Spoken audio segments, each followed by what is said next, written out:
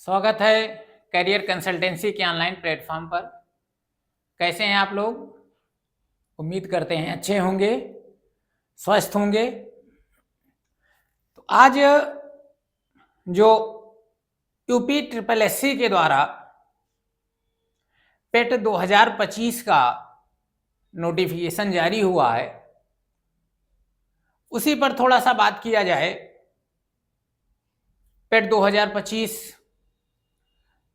के लिए ऑनलाइन आवेदन कब से शुरू होंगे, क्या परीक्षा शुल्क रखा गया है, जो सर्टिफिकेट की वैलिडिटी क्या होगी, थोड़ा सा इस पर आज चर्चा किया जाए।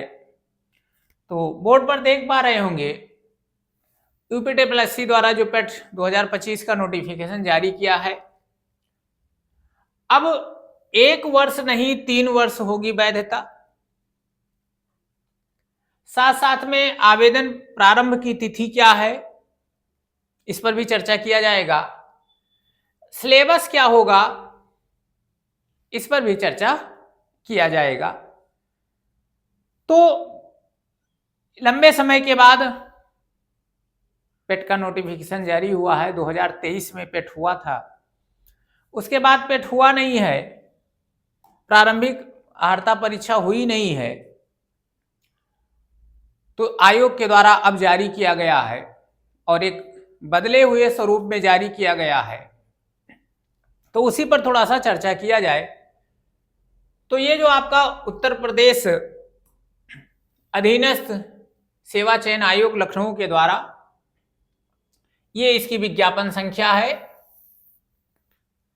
विज्ञापन संख्या 01 परीक्षा /2025। विज्ञापन होगा किसके लिए? प्रारंभिक अर्हता परीक्षा अर्थात पेट के लिए ये विज्ञापन है। विज्ञापन के जो प्रकाशन की तिथि बताई गई है वो 2 मई 2025 है। अब पेट के लिए जो आवेदन किया जाएगा, आवेदन प्रारंभ होने की तिथि आयोग ने जो दर्शाई है वो 14 मई 2025 से आवेदन प्रारंभ होगा।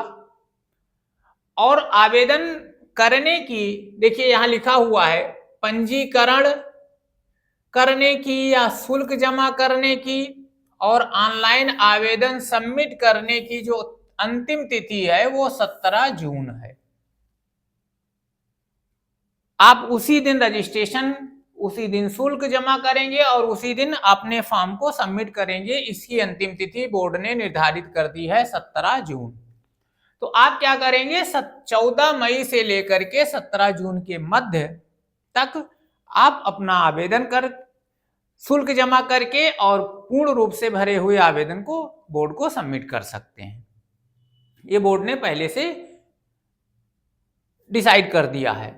यदि आवेदन में कोई त्रुटि हो जाती है, ठीक है ना, संशोधन की तिथि भी देखिए, आवेदन में आपको संशोधन का भी मौका मिलेगा और जो संशोधन की तिथि है वो 24 जून बोर्ड ने निर्धारित की है, आयोग ने निर्धारित कर दी है। तो ये तिथियों का ब्यौरा बोर्ड ने दे दिया है कि कब से आवेदन प्रारंभ होगा, अंतिम तिथि क्या होगी, संशोधन कब हो सकता है, फीस कब आप पेमेंट कर सकते हैं, सबमिट कब करेंगे, पूरा डिटेल आयोग ने बता दिया है। अब उसने हिदायत भी दी है कि अंतिम तिथि के बाद किसी भी तरीके से कोई आवेदन शुल्क स्वीकार नहीं किया जाएगा। जब ये 17 जून खत्म हो जाएगा उसके बाद किसी भी तरीके से आवेदन शुल्क स्वीकार नहीं किया जाएगा, ये बोर्ड ने पहले ही बता दिया है।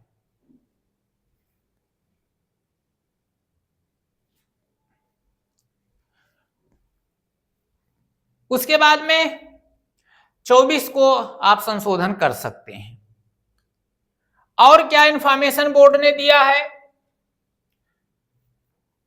प्रारंभिक अर्हता परीक्षा क्यों अनिवार्य है, इसके संदर्भ में भी बोर्ड ने बताया है कि इस परीक्षा की अनिवार्यता क्यों है। तो उसने लिखा है कि 2 स्तरीय परीक्षा प्रणाली प्रभावी होने के पश्चात, जब से यह सिस्टम लागू हुआ है, यूपी ट्रिपल एससी की परिधि में आने वाले विभिन्न विभागों के नियंत्रणाधीन भिन्न भिन्न प्रकार के रिक्त पदों पर चयन हेतु इच्छुक समस्त अभ्यर्थियों को प्रारंभिक अर्हता परीक्षा में प्रतिभाग किया जाना अनिवार्य है। मतलब यदि यूपी ट्रिपल एससी के द्वारा कोई भी विज्ञापन, वो भी नौकरी के लिए निकलता है, तो उसमें भरने के लिए आपको इस परीक्षा में प्रतिभाग करना आवश्यक हो जाएगा। बिना इस परीक्षा में प्रतिभाग किए आप नौकरी के लिए यदि आवेदन आता है तो उसमें आप प्रतिभाग नहीं कर सकते हैं। ये बोर्ड ने बता दिया है, इस चीज को भी ध्यान रखना है। आगे क्या बोर्ड ने लिखा है कि इसमें कौन कौन से पद आएंगे। अच्छा, जो महत्वपूर्ण चीजें इस बार आई हैं उसमें क्या लिखा गया है, समस्त आवेदकों को सूचित किया जाता है कि प्रारंभिक अर्हता परीक्षा का आयोजन वार्षिक रूप से कराया जाएगा। जैसे विगत वर्ष में होता आ रहा है हर साल इसका आयोजन, लेकिन पिछले वर्षों में 2021 में, 22 में, 23 में इस सर्टिफिकेट की जो वैधता थी वो मात्र 1 वर्ष हुआ करती थी। अब की बार क्या किया गया है, परीक्षा में प्राप्त अंक अगले 3 वर्ष के लिए प्रभावी होंगे। ये नया चीज जोड़ा गया है, अगले 3 वर्ष के लिए प्रभावी होंगे। दैट मीन्स जो आपका पेट का जो स्कोर है, जो पेट स्कोर है वो अब 3 साल के लिए प्रभावी होगा, ना कि 1 साल के लिए प्रभावी होगा। उन 3 वर्षों के दौरान यदि कोई विज्ञापन आता है तो आप उस स्कोर के आधार पर आप उसमें प्रतिभाग कर सकते हैं, यह बोर्ड ने बता दिया। अब ये देखिए और कुछ चीजें इसने बताई है। किसी विज्ञापन के आयोजन के समय 1 से अधिक प्रारंभिक अर्हता परीक्षा के स्कोर वैध होने की दशा में यदि मान लिया जाए अभ्यर्थी के पास कई स्कोर कार्ड हो गए तो अभ्यर्थियों को तत्समय धारित वैध सर्वाधिक नॉर्मलाइज अंक के आधार पर आवेदन करने की सुविधा उपलब्ध कराई जाएगी। नॉर्मलाइजेशन क्या है, ये बोर्ड की अपनी स्वयं की मंशा है, कैसे करता है आज तक किसी को समझ में नहीं आया है। तो इसमें मोटा मोटा जो आपको समझने की जरूरत है कि इसका स्कोर कार्ड 3 साल के लिए वैलिड हो जाएगा या होगा। चलिए आगे क्या इंफॉर्मेशन है जो आपको आवेदन भरते समय जरूरत पड़ेगी। कौन से पद परिधि में आएंगे, तो इसने साफ साफ बता दिया है कि समूह ग के ऐसे पद जो सीधी भर्ती से भरे जाएंगे वो इसमें आएंगे, अथवा राज्य सरकार द्वारा कोई स्थापित या नियंत्रित कोई बोर्ड की भर्ती है, निगम की भर्ती है, या कानूनी निकाय में जो समूह ग के पद हैं वो इस आयोग के द्वारा भरे जाएंगे। लेकिन यदि सरकार चाहती है तो एक सूचना के द्वारा, अधिसूचना के द्वारा आयोग के कार्य क्षेत्र में अन्य पदों को भी जोड़ सकती है, या पहले से आयोग के कार्य क्षेत्र में जो पद शामिल है वहां से वो हटा सकती है। ये आयोग ने बता दिया है। उसके बाद में क्या इंफॉर्मेशन है, ऑनलाइन आवेदन करने वाले अभ्यर्थियों के लिए सूचना क्या है, तो आप यहीं से समझ जाएंगे कि जो आवेदन की प्रक्रिया है वो कैसी है, वो ऑनलाइन है, आप ऑफलाइन आवेदन नहीं कर सकते हैं। ठीक, कैसे आप फॉर्म भरेंगे, ये उनकी साइट है upssc.gov.in से आप फॉर्म भर सकते हैं पेट का। क्या करेंगे, सबसे पहले रजिस्ट्रेशन करना है आपको, फिर फोटो अपलोड और सिग्नेचर अपलोड करने हैं, फिर आपका जो विवरण भरा जाएगा वो भरेंगे और फीस पेमेंट करेंगे, सबमिट करेंगे, और सबमिट करने के बाद आप प्रिंट आउट ले लेंगे, आपका आवेदन फॉर्म कंप्लीट हो जाएगा। आगे क्या कहा है बोर्ड ने, इस पर भी बात करते हैं। अपनी शैक्षिक योग्यता वगैरह चेक कर लेंगे, अपनी एज चेक कर लेंगे, तब आप फॉर्म भर सकते हैं। यदि आपको किसी आयु सीमा में शिथिलता चाहिए, आयु सीमा लिखी है 18 से 40 वर्ष के मध्य होनी चाहिए। अब यदि इसके उपरांत यदि आपको कोई छूट चाहिए तो आरक्षण संबंधी छूट है, न्यायालय के द्वारा कोई विशेष प्रावधान के तहत आपको छूट मिली है तो वो चीजें आपको बोर्ड के सामने प्रस्तुत करना पड़ेगा। ठीक है, चलिए आगे क्या है इसमें देखा जाए। कहा गया है कि ध्यान दीजिएगा, यहां यदि किसी अभ्यर्थी ने 2021 में या 22 में या 23 में, जो पेट 2021 में हुआ है या 22 में हुआ है या 23 में हुआ है, उसमें आवेदन किया है तो उसको पूरी तरीके से नए सिरे से आवेदन नहीं करना होगा।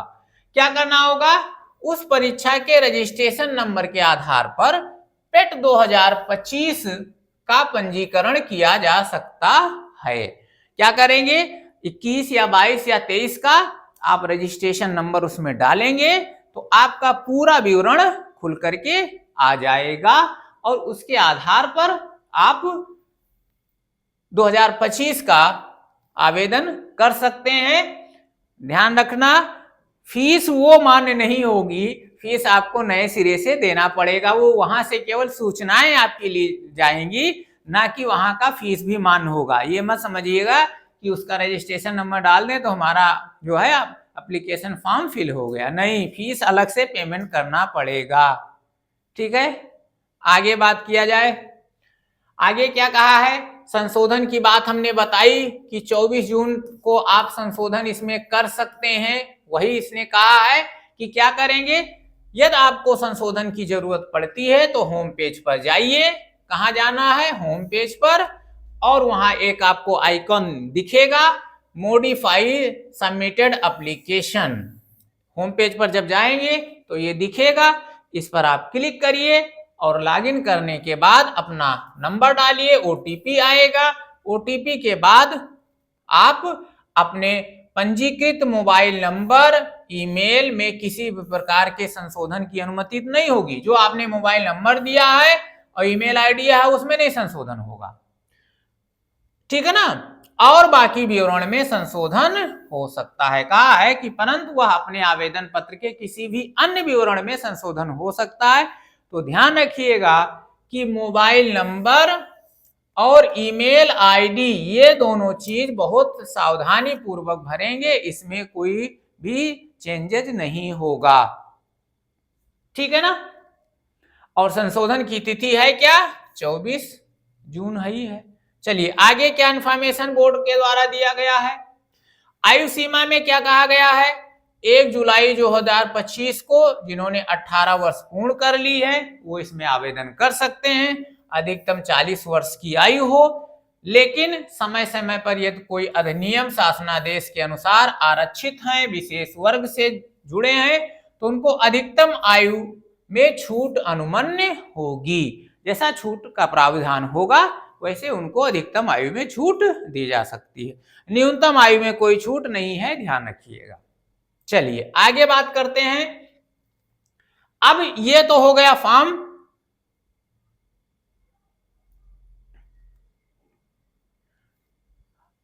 पाठ्यक्रम पर क्या बात की गई है बोर्ड ने, क्या सिलेबस होगा,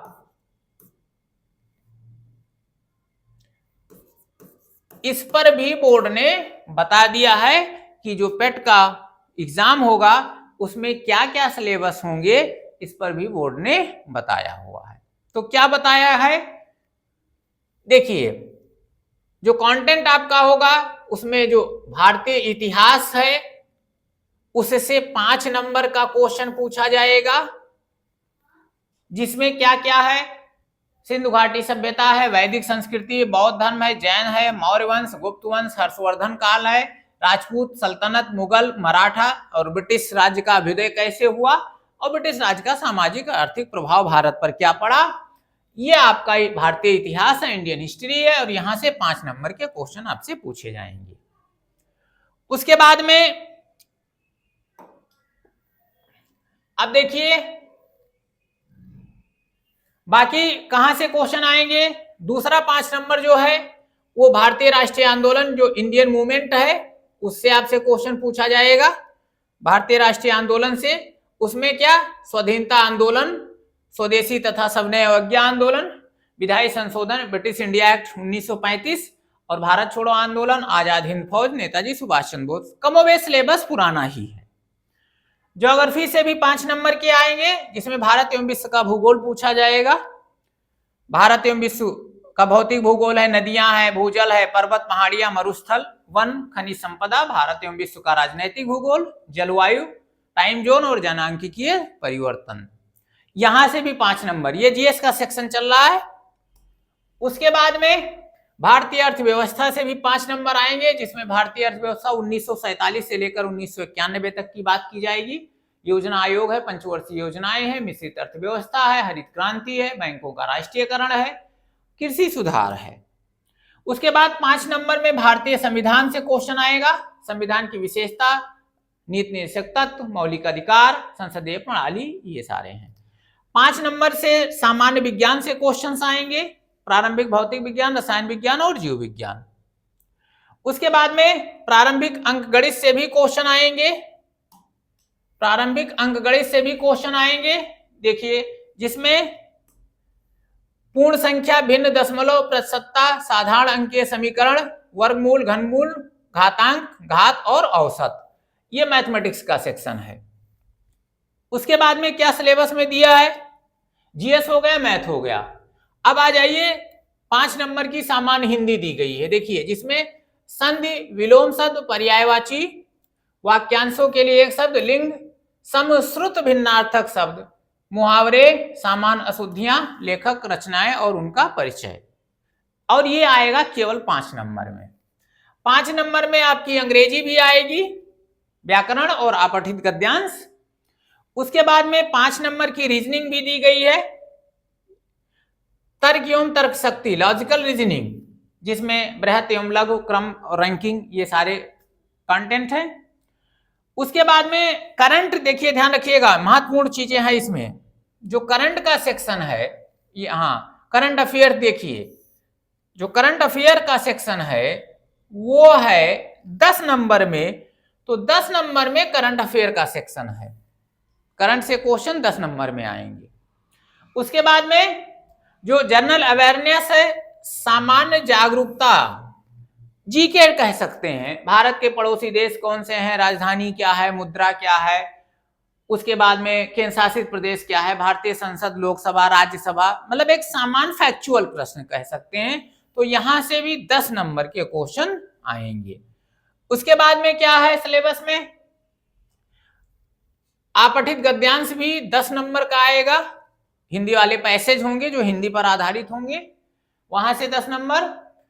और यहां से देखिए, ग्राफ की व्याख्या एवं विश्लेषण, 2 ग्राफ, प्रत्येक पर 5 नंबर, 2 ग्राफ यहां से आएगा, जिसको हम डीआई कहते हैं। डीआई से 2 ग्राफ से क्वेश्चन 10 नंबर के आएंगे, प्लस तालिका की व्याख्या, डीआई ये भी है, ये 2 ग्राफ हो जाएंगे, और 2 यहां देखिए 2 तालिकाएं, मतलब टेबल से रिलेटेड जो क्वेश्चंस होंगे वो 2 क्वेश्चन यहां से भी आएंगे, 5-5 नंबर के। ये तो 20 नंबर आपका ध्यान रखिएगा, ये जो 20 नंबर है ये डीआई से आएगा। डाटा इंटरप्रिटेशन से 20 नंबर के क्वेश्चन आपसे पूछे जाएंगे। तो ये आपका मोटा मोटा सिलेबस हो गया। अब एक चीज और ध्यान रखिएगा, क्रमांक 1 से 9 तक अंकित शैक्षणिक विषयों से संबंधित प्रश्नों की कठिनाई का स्तर कहां तक होगा, राष्ट्रीय शैक्षिक एवं अनुसंधान अर्थात एनसीईआरटी द्वारा निर्धारित जो सेकेंडरी या सीनियर सेकेंडरी स्तर का होगा, मतलब 12th स्तर का, सीनियर सेकेंडरी स्तर तक का जो ये डिफिकल्टी का लेवल होगा, जो क्वेश्चन का स्तर होगा, वो एनसीईआरटी बेस्ड जो सीनियर सेकेंडरी का लेवल होता है वहां तक होगा। हायर सेकेंडरी नहीं, सीनियर सेकेंडरी इसने कहा है, ध्यान रखिएगा। उसके बाद में परीक्षा का जो पैटर्न होगा वो वस्तुनिष्ठ और बहुविकल्पीय टाइप का होगा।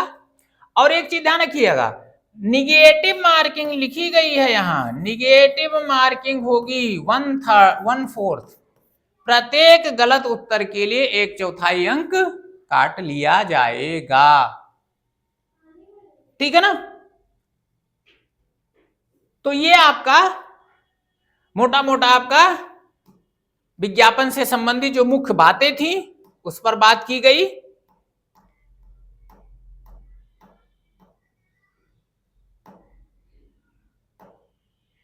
अब हम बात करते हैं पढ़ाई की क्या रणनीति हो जिससे ज्यादा से ज्यादा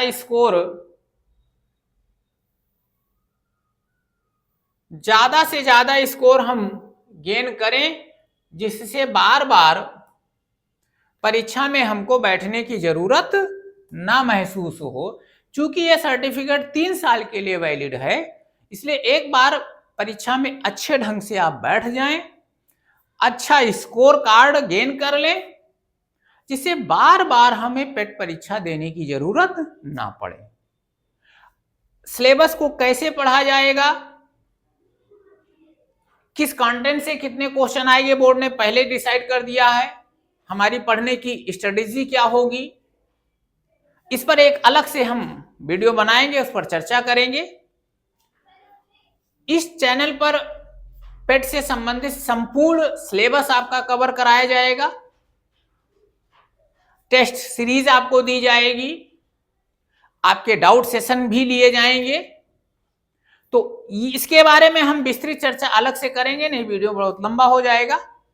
तो ये उम्मीद करते हैं जो इन्फॉर्मेशन आपको मिला ये अच्छा लगा होगा, समझ में आया होगा, आपके फॉर्म भरने में मददगार साबित होगा। तो चलिए आज के लिए इतना ही, और यदि अच्छा लगा हो इन्फॉर्मेशन तो वीडियो को लाइक कर दीजिए, शेयर कर दीजिए, चैनल पर नए हैं तो सब्सक्राइब कर लीजिए। तो मिलते हैं अगले वीडियो में, तब तक के लिए जय हिंद।